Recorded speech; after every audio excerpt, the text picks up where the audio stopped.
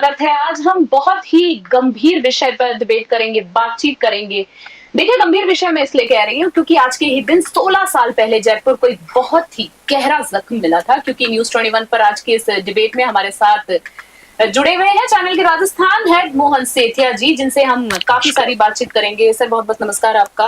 साथ ही मेरे साथ मेरी सहयोगी शगुफ्ता खान भी जुड़ी हुई हैं, जिनसे आज के विषय पे हम काफी सारी चर्चा करेंगे, उन लोगों के विचार जानेंगे। देखिए, गंभीर मुद्दा मैंने इसलिए कहा क्योंकि आखिर इस तरह के हादसे हम जानना चाहते हैं कि होते क्यों है। इस तरह की घटनाएं जो दहशतगर्द है वो कैसे कर पाते हैं, उनका मन कैसे मान जाता है। और आज इस मुद्दे पर हम इसलिए भी बात कर रहे हैं क्योंकि राजधानी जयपुर के करीबन 20 से ज्यादा स्कूलों को बम से उड़ाने की धमकी मिली है और सुबह से जो है वो अफरा तफरी मच गई है। ऐसी घटनाओं को हम यह जानेंगे इनसे बातचीत में कि कैसे रोका जा सकता है, कौन इसके लिए जिम्मेदार है, क्या कोई ठोस कानून बनाना चाहिए, क्या कोई ठोस कदम उठाना चाहिए, जनता की भागीदारी क्या होनी चाहिए। क्योंकि जनता का किसी भी मुद्दे में देश के मुद्दे में जनता का बहुत ही बड़ा रोल होता है। सिक्योरिटीज एजेंसी कैसे काम कर सकती है, क्या क्या इंप्रूवमेंट ला सकती है, सिक्योरिटी एजेंसी के जो तरीके हैं उनको कैसे बदलाव लाया जा सकता है जिसमें देश के लिए जो हित में हो, या आम आदमी की क्या विचार है। ये सारे मुद्दों पर हम बात करेंगे। आज हमारे साथ मोहन सेठिया जी है, राजस्थान हेड है न्यूज 21 के, और मेरे साथ मेरे सहयोगी, उनसे हम बातचीत करेंगे इन विषयों को लेकर। तो सबसे पहले मैं मोहन जी से जानना चाहूंगी कि देखिए मोहन जी, एक तरफ जो पूरा देश है वो विश्व गुरु बनने के कगार तक पहुंच गया है, और दूसरी तरफ अगर हम बात करें, सैनिकों पर हमला होता है, हमारे आम जनता पर हमारे हमला होता है, छोटे छोटे मासूम बच्चों को दहशत से हिला दिया जाता है। वो बेचारे बच्चे स्कूल जाते हैं तैयार होकर, सुबह सुबह खबर मिलती है कि स्कूल में बॉम्ब है। आप जरा सोचिए कि क्या उनके माता पिता पर क्या असर पड़ता होगा, बच्चों पर क्या असर पड़ता होगा। ऐसे दहशत के बीच प्रैंक कॉल्स किए जाते हैं, एयरपोर्ट पर कॉल्स किए जाते हैं कि बम फटने वाला है। इस तरह की जो घटना है, तो क्या आप क्या कहना चाहेंगे आज की घटना को लेकर, क्योंकि पूरा जो देश है वो हिल गया है। मैडम, आज से 2008 में मंगलवार के दिन ये घटना हुई थी।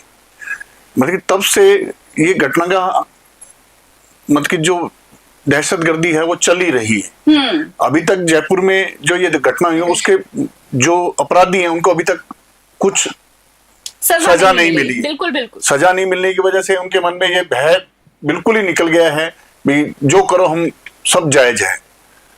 तो ये मैं तो यही कहना चाहूंगा।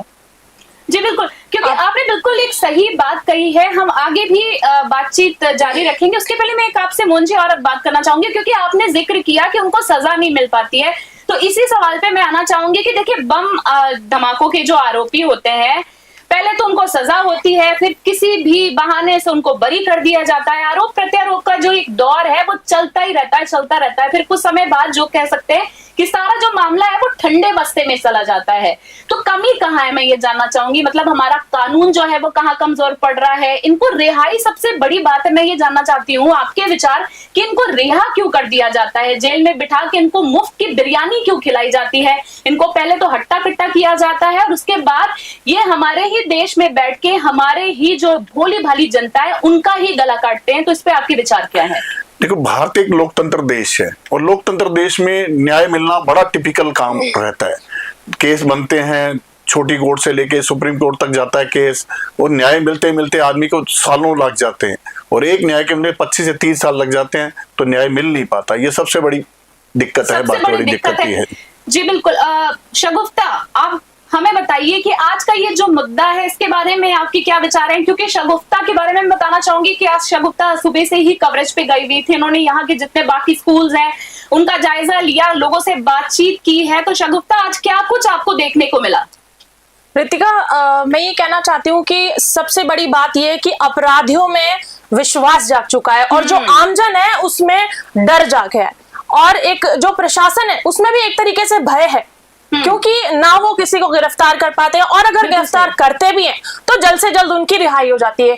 पिछली बार यही हुआ था कि जब वो वहां बम ब्लास्ट हुआ था तो निचली कोर्ट से उन्हें मृत्युदंड सुना दिया गया था और हाई कोर्ट में जाने के बाद उन्हें बरी कर दिया गया। ऐसा क्यों होता है? क्योंकि उसमें तो उनकी तो बल्कि और हिम्मत बढ़ती जा रही है। तो इस तरीके से तो आए दिन कांड होते रहेंगे ना। भारत एक ऐसा देश है जिसमें आए दिन कांड होते रहते हैं, चाहे वो चोरी हो, डकैती हो, लूटपाट हो, या फिर एक कोई बलात्कार, कोई मान के चल लो, बच्चों को भी नहीं छोड़ा जाता है, बलात्कार लगातार होते रहते हैं। क्यों? क्योंकि उनको सजा नहीं मिल पाती, उनको किसी चीज का डर नहीं रहा।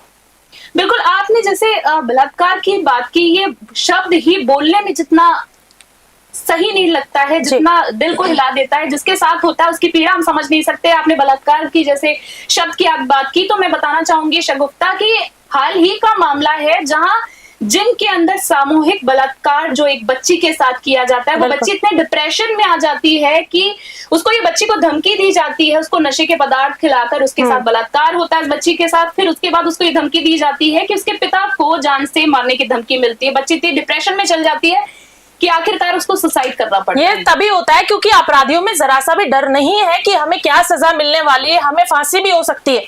अगर कुछ ऐसा कानून बना दिया जाए कि इस कड़ी से कड़ी सजा दी जाए या उन्हें फांसी पर भी लटका दिया जाए, तो शायद भारत में ऐसे कांड कम होंगे। मोहन जी, मैं आपसे जानना चाहूंगी, आपको काफी अनुभव है, लंबे समय से आप इस क्षेत्र से भी जुड़े हुए हैं, आप लोगों से मिलते हैं जुलते हैं, तो आपको क्या लगता है कि सरकार जो इतने बड़े बड़े दावे करती है, लाखों करोड़ रुपए जनता के चुनाव के समय खर्च होता है, पर जब जनता की सुरक्षा का समय आता है, जब जनता की सुरक्षा की बात आती है, तो ढील कहाँ आ जाती है? हम बात कर लेते हैं पुलवामा हमले की, अगर हम बात कर लीजिए, देख ले, अगर सैनिक जा रहे होते, देश की सेवा में ही लगे होते, पर अचानक से कोई आता है, हमला करके पूरा तहस नहस करके चला जाता है। सियाचिन बॉर्डर पे आप देखिए, कड़ाके की ठंड के बीच में भी जिस तरह के हमारे सैनिक हैं, हमारे देश की सुरक्षा के लिए खड़े रहते हैं, उनके लिए कोई तरह की सुरक्षा नहीं है। तो आप क्या कहना चाहेंगे इस तरह के सारे मामले में? अचानक से हमारे नाक के नीचे लोग आते हैं, हमारे देश में आके घुसकर हमारे सैनिकों को मार गिराते हैं। तो मुझे आप ये बताइए कि हमारे देश के सैनिकों की सुरक्षा किस प्रकार से हो, क्योंकि सबसे बड़ा सवाल भी यही है कि हमारी सुरक्षा तो हमारे देश के सैनिक करते हैं, पर हमारे देश के सैनिकों की सुरक्षा आखिर कौन करे? देखो, देश के सैनिकों की सुरक्षा का दायित्व पूरा प्रधानमंत्री, राष्ट्रपति और जो मेन लीडर है इन पे रहता है। अब इसमें भी सैनिकों के भी जो हैं उन पे भी राजनीति घुस गई है। बिल्कुल उसमें भी राजनीति घुस गई है। तो अब उनके लिए भी कोई भी किसी का मैटर हो, कहीं कहीं पोस्टिंग है, कहीं कुछ है, तो बहुत ज्यादा इंटरफेयर चालू हो गया। जब तक ये चीजें नहीं, इनको खुली आजादी नहीं देंगे, खुली चीज के लिए कहेंगे नहीं, तब तक दिक्कत रहेगी। और लोकतंत्र में हमेशा ये दिक्कत रहेगी, न्याय मिलना बड़ा मुश्किल काम है। जैसे मुस्लिम देशों में है, अगर कोई अपराध होता है तो उसकी इतनी बड़ी सजा देते हैं, आप सोच ही नहीं सकते। किसी का बिल्कुल, मतलब इतनी सजा तो अरब कंट्री के अंदर बहुत बड़ी सजा का प्रावधान है, ऑन द स्पॉट। हाँ। तो इसकी वजह से आपके कहने का मतलब है अरब कंट्रीज में इस तरह की घटनाएं इसलिए नहीं होती है क्योंकि वहां पे ऑन द स्पॉट जो है फैसला जो होता है दे दिया जाता है। हमारा देश बहुत आगे है, आगे बढ़ भी रहा है, विश्व गुरु बन रहा है, पर कहीं ना कहीं मुझे भी ये लगता है, मैं मोहन जी की बात से बिल्कुल सहमत हूं कि कानून में जो कहीं ना कहीं कानून व्यवस्था में हमारी कमी जरूर है। क्या कहना चाहेंगे? बहुत कमी है, और इस कानून को अब तो ये बड़े संसद में ही चेंज किया जा सकता है। ये लोग चाहें तो सब कुछ हो सकता है।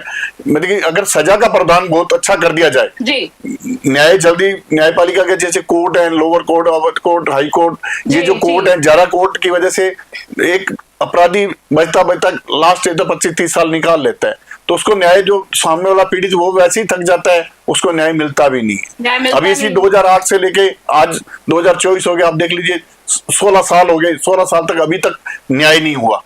अभी पता नहीं कितने साल लगेंगे, ये अभी कुछ कह नहीं सकते।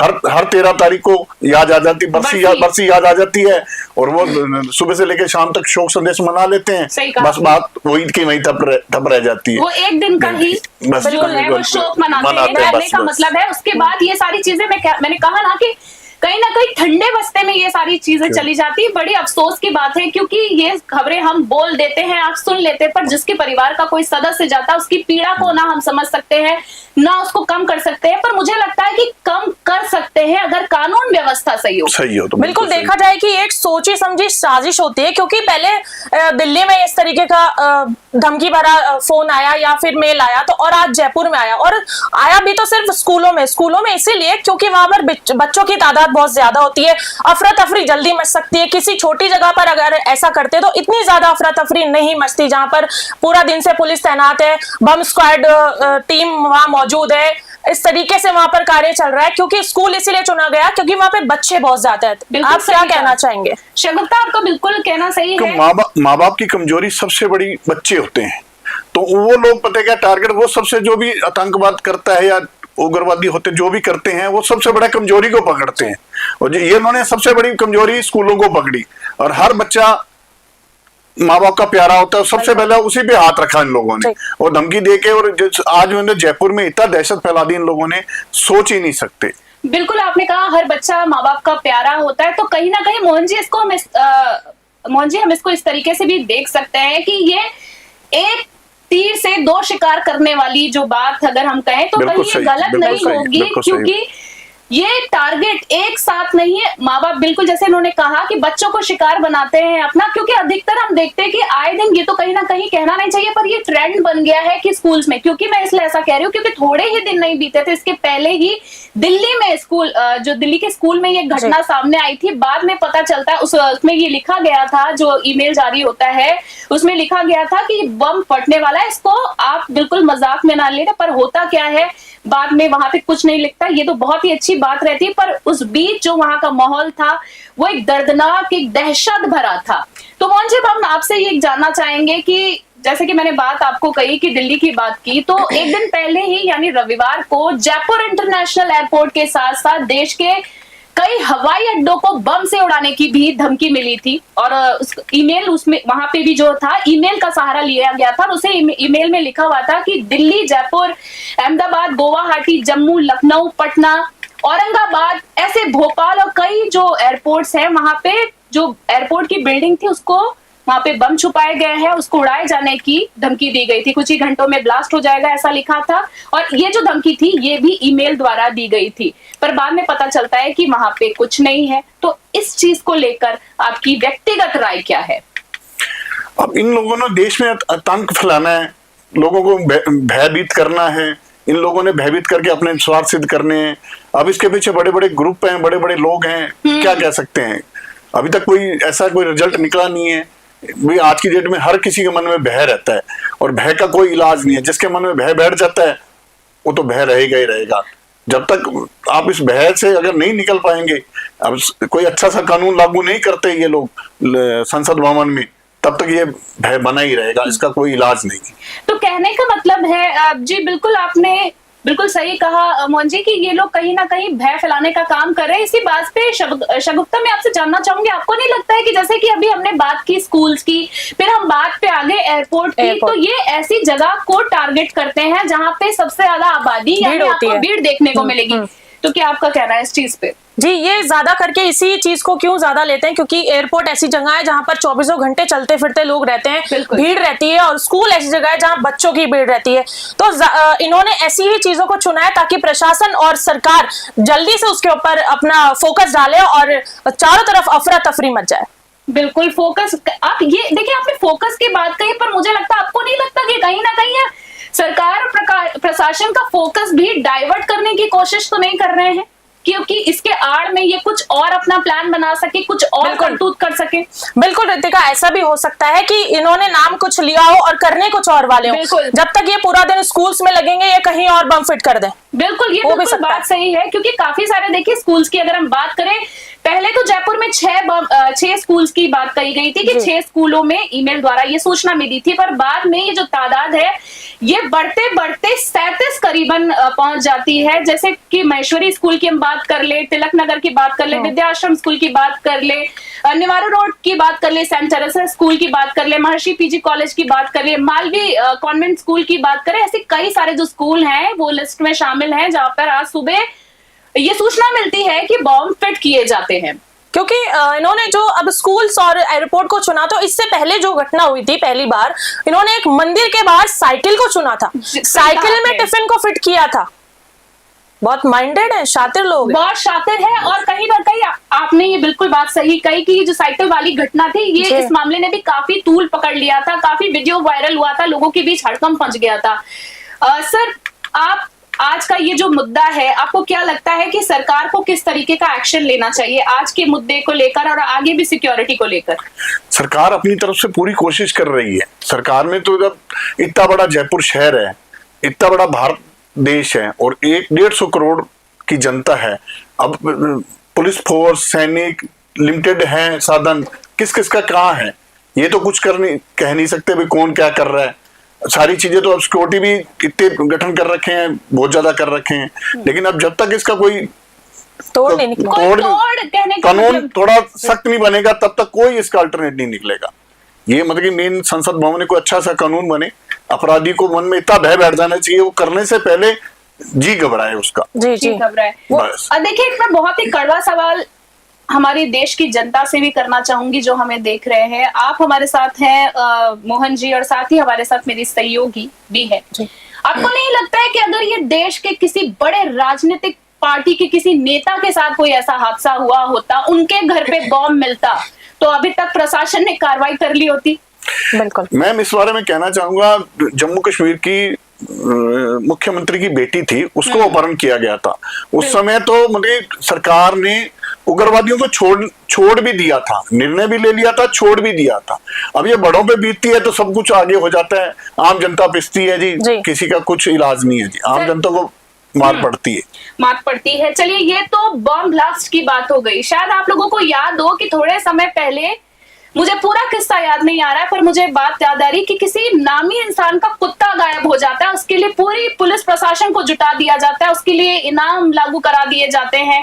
तो देश में इस तरह की गंभीर मुद्दों पर ध्यान आखिरकार क्यों नहीं दिया जाता है? अब इसके लिए तो मैम, जिसका जो बड़ा आदमी होगा उसका तो कहते हैं कुत्ता भी गुम हो जाए तो वाली बात है जी। मैं इस बात को, इस गंभीर मुद्दे की भी माफी चाहूंगी इसलिए लेकर आई, क्योंकि कहीं ना कहीं अगर आप इस बात को कंपेयर करें तो बहुत बड़ी बात है, क्योंकि राजस्थान की जनता की सुरक्षा की बात है, देश के बच्चों की सुरक्षा की बात है।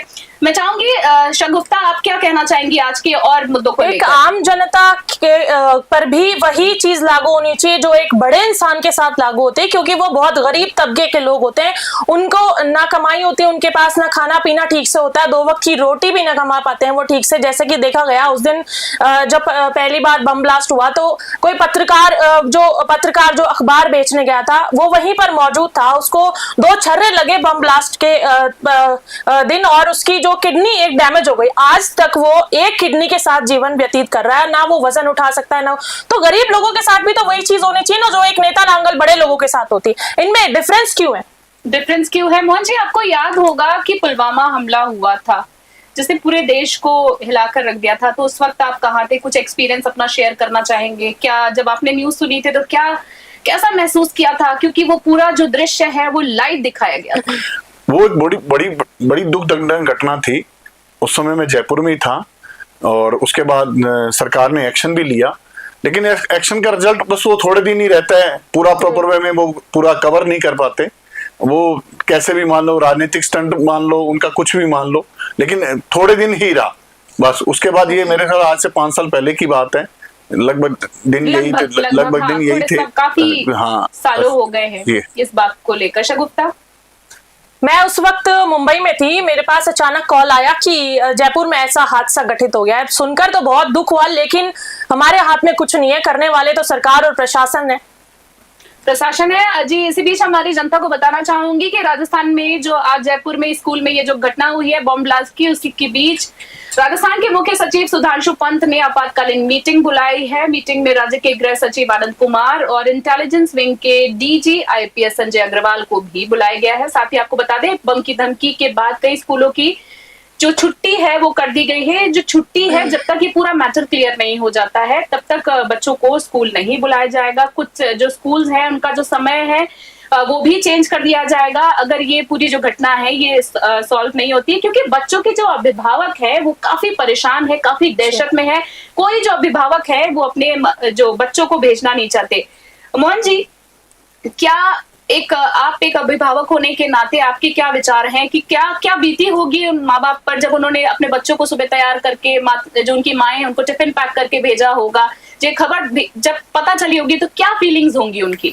सबसे बड़ा मोह पुत्र मोह है। आज तक जो भी इतिहास है आप देख लो, कोई चाहे महाभारत देख लो, चाहे आप रामायण देख लो, चाहे किसी का भी देख लो, पुत्र मोह है या है ना, वो बहुत बड़ा, सबसे बड़ा मैं। और सबसे बड़ी जो चीज है ना, इन्होंने सबसे बड़ी नबज उसी को पकड़ा है, उसी चीज को पकड़ लिया इसी वजह से इन लोगों ने स्कूल में ये धमकी दी दी है। अब जब तक ये अगर कुछ हो जाता तो बहुत बड़ा एक नुकसान हो जाता, बहुत बड़ा नुकसान हो जाता। क्योंकि अगर बात करें बॉम्ब स्क्वाड है, सर्च ऑपरेशन जो है वो पुलिस टीम्स द्वारा जो है वो लगातार जारी है। दर्शकों को बताना चाहेंगे कि जयपुर के हर स्कूल्स में इस इंसिडेंट्स के बाद की मैं बात बता रही हूँ आप लोगों को कि ना सिर्फ जिन स्कूल के अंदर बॉम्ब ब्लास्ट की जो खबरें आई हैं जहां पे सूचना प्राप्त हुई वहां, बल्कि इसके अलावा और भी स्कूल में जो है पुलिस तैनात की गई है। बड़े बड़े स्कूलों में जो सुरक्षा व्यवस्था कहने का मतलब है वो काफी चाक चौबंद कर दी गई है। शगुफ्ता, आप क्या कहना चाहेंगी? जी, देखा गया कि आज जो जिस स्कूलों का नाम आया बहुत हाई लेवल और हाई क्वालिटी की स्कूल्स हैं, किसी छोटी स्कूल का नाम उसमें नहीं आया। तो इस जगह तो जाहिर सी बात है कि चाक चौबंद तो होना ही है और ज्यादा से ज्यादा वहां पे टीम गठित की जाएगी कि वहां की देखभाल की जाए और छुट्टी रखी जाए इतने दिन तक स्कूलों की, बच्चों को ना बुलाया जाए। मोहन जी, कहीं ना कहीं अभी बच्चों के जो एग्जाम्स आने का एक जो समय है वो भी स्टार्ट हो गया है। बच्चों की जो पढ़ाई है वो मिडवे में आ गई है, कहीं ना कहीं पीक पर है और इस तरह की अभी जो घटना है पूरी तरीके से सॉल्व नहीं हुई है। तो आपको क्या लगता है कि बच्चों की पढ़ाई पर कितना असर पड़ेगा? बच्चों की पढ़ाई पे तो बहुत असर पड़ेगा, बच्चों के माँ बाप पे पड़ेगा, दिक्कत रहेगी। बच्चों अभी माँ बाप बच्चों को स्कूल कितने दिन नहीं भेजते, ये तो माँ बाप पे डिपेंड करता है, और बच्चे कितने दिन स्कूल नहीं जाते बच्चों पे भी डिपेंड करता है। एक बार जयपुर में भय का माहौल तो बना ही दिया इन लोगों ने, बाकी उसको माहौल को कवर होते टाइम तो लगेगा, लेकिन आने वाले टाइम में अभी छुट्टियां भी चालू होने वाली हैं तो इससे थोड़ा सा माहौल ठंडा हो जाएगा कहने का मतलब है। पर आपने बिल्कुल सही कहा कि कहीं ना कहीं शगुफ्ता, इनका जो टारगेट था कि जयपुर की जनता के बीच में भय पैदा करने वाला, वो टारगेट कहीं ना कहीं इन्होंने पूरा कर दिया है। क्योंकि देखिए, भले ही मैं ये कहना चाहूंगी कि भले ही सर्च ऑपरेशन के दौरान कुछ ना निकले, हाल फिलहाल कुछ निकला भी नहीं और हम चाहेंगे कि आगे भी कुछ ना निकले, पर कहीं ना कहीं जो बच्चों के माता पिता है वो अपने बच्चों को, मुझे लगता है कि कुछ दिन तक तो स्कूल्स नहीं भेजने वाले जब तक कि पूरी तरीके से ये जो पूरा मामला है ये शांत नहीं हो जाता है। क्योंकि हम आपको बता दें कि अलग अलग हिस्सों में 15 मिनट के अंदर पहले जो है वो 8 धमाके हो चुके थे। इसमें मैं पहले 16 साल पहले की बात कर रही हूँ जिसमें 71 लोगों की मौत हो गई थी, 185 लोग घायल हो गए थे। धमाके के लिए साइक्लो का जो सबसे बड़ी बात है उस समय प्रयोग किया गया था और इसी तरह की चीजों से लोगों के बीच में जो दहशत फैलाई गई थी। जी शगुफ्ता, काफी दहशत फैलाई गई थी उस वक्त जब ये पहला कांड हुआ था और 5 लोगों को उस वक्त गिरफ्तार भी किया गया था। मैं ये कह रही हूँ कि आज अगर कुछ नहीं निकला तो बहुत ही अच्छी बात है, वो एक गॉड गिफ्ट ही होगा, लेकिन जिसने मेल भेजा था उस पर कार्रवाई जरूर होनी चाहिए। क्योंकि जो मेल जहां से आया है, जिसने भेजा है सभी को, प्रिंसिपल्स को, तो वहां तक तो सब प्रशासन पहुंच ही सकता है, मोहन जी, आपको क्या लगता है कि जिस तरीके से ये जो पूरी आज की घटना हुई है इसमें प्रशासन का अभी तक का जो रवैया है वो कैसा रहा है? सरकार को सबसे बड़ी बात ये भी देखी जा सकती है, मोहन जी, मैं आपसे जानना चाहूंगी कि चुनाव चल रहे हैं, लोकसभा चुनाव, और उसी के बीच में इस तरह के मुद्दे ये जो उखड़ रहे हैं, कहीं ना कहीं ये आरोप प्रत्यारोप के चक्कर में तो नहीं हो रहा है कि एक पार्टी दूसरी पार्टी को दबाने के चक्कर में? ये बिचौलिया कौन है, आपको क्या लगता है? मैडम, ऐसी तो कोई बात नहीं लगती मुझे, क्यों एक्चुअल में राजस्थान में पूरे चुनाव कंप्लीट हो चुके हैं। इन्होंने जो 13 मई 2008 को जो पहले ब्लास्ट हुआ था उसी का भय बनाने के लिए इन लोगों ने कहा, और इन्होंने मोदी को टारगेट करके, गुजरात को टारगेट करते हुए ये मेल भेजा है। और इन लोगों ने कहा हम बदला लेना चाहते हैं, हमारे साथ गुजरात में जी मैं गुजरात में अच्छा नहीं हुआ था, अच्छा नहीं होता, जी दिक्कत है, मतलब दिक्कत है कहने का मतलब है। मैंने इसीलिए ये सवाल किया कि कहीं ना कहीं देखिए चुनाव वाले राजस्थान के हो चुके हैं पर अभी रिजल्ट आना बाकी है, बाकी जगह के चुनाव, चौथे चरण का चुनाव जो भी है उसी के बीच में इस तरह की घटना सामने आती। तभी मैंने शगुफ्ता से ये सवाल किया था कि शगुफ्ता, आपको नहीं लगता है कि कहीं ना कहीं ये माइंड डाइवर्ट करने का क्या चीज है, कहाँ से इंटरलिंक है? ये तो खैर जो है आने वाला वक्त बताएगा, और हम तो यही चाहेंगे कि ये जो पूरा मामला है कुछ भी ना हो, सब तरीके से सॉल्व हो जाए। जो हमारी जयपुर की जनता है, हमारे देश की जनता है, वो सुकून, अमन और चैन के साथ, भाईचारे के साथ रहे। बिल्कुल बिल्कुल हो सकता है मीडिएटर जो भी हो इसमें बीच में, चाहे कोई आतंकवादी हो, चाहे कोई इधर उधर सरकारी राजनीतिक पार्टी हो, कुछ भी हो, सब कुछ सामने एक दिन आ ही जाना है, वो दिन दूर नहीं है। जी बिल्कुल शगुफ्ता, आपने सही कहा। तो हमारी देश की जनता जो भी हमको इस वक्त देख रही है न्यूज़ 21 पे, हम आपसे चाहेंगे कि आप आपस में प्रेम और सौहार्द बनाए रखें। ये जो पूरा मामला है जयपुर की आज बॉम्ब ब्लास्ट को लेकर पूरे देश में जो है अफरा तफरी का माहौल है, पर हम चाहेंगे कि आप धैर्य बनाए रखें, प्रशासन के साथ आप जो अपना तालमेल है बनाए रखें, संयम बनाए रखें, और हमें पूरी उम्मीद है कि सरकार पूरी अच्छे तरीके से अपना काम कर रही है और इस बात का जो निवारण है वो भी जल्दी होने वाला है। शगुफ्ता जी बहुत बहुत धन्यवाद आपका। मोहन जी बहुत बहुत विशेष करके आपका धन्यवाद कि आज के इस डिबेट में आप हमारे साथ आए, आपने अपनी विचार रखी, क्योंकि काफी आप अनुभवी है, राजस्थान के स्टेट हेड है मोहन सेतिया जी और